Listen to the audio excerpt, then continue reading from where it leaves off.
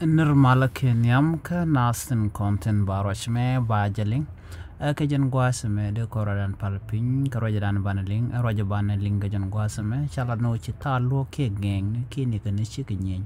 raiwe ka South Sudan ramkɛl cheliu radian kene chogodang dhieec te ka bot dit bana racham ban jikul kwen kel ka do bana tuoga ka je tuoga di ke ngum chora laden wini bana jaguj kel gwasme chegmen shaling ramkɛl cheliu kene di te ka bot te ka mi chora lat kan paindien kan geng ne ki thaaluɔ ko to ko do bana chigrum ka je kan konore racham me di jogono jin nyak nas ko ken ka jin ba ku subscribe kan Nuer online TV ko Läär en kon bannon ka tunne nas bi kan chamala shukaji gwadan pai ka larech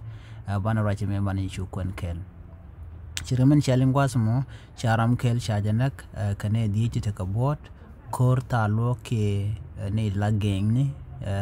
ke shure kon la nyin karodian gwasme chalano che thaaluɔ ke geng ne shikrum ke shikenyen karodian rewecha katorit ke kotoria charam kel chajana kan kamdien kene dang dhieec te ka bot di de long to chalat kare kurmaba te police kelten police mo che bot che jegba gwadana rejanathen charo mo chaja kweni no commentaire geng ni je kwai keje duno diego je no dong de radung nyal ke janba de radung yonde chaden ke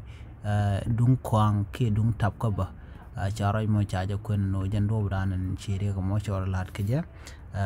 neme ko lo kan dia lo kontin la roin la kalinga ano kan geng ni kanas te de kapchong kale de jer kon let kan ka dundo ko shikume she dier ka ko mas kan tap ka panken ba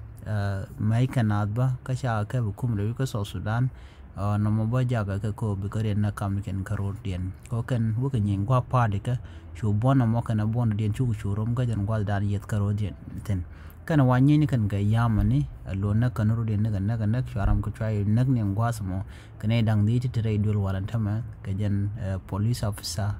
andana shi boda mo shi je gwal dan reje katen na me agenda ni ling an lerama kaman chora lat ke kui geng ni ki thaaluɔ rewi ka South Sudan beta kamal bye bye.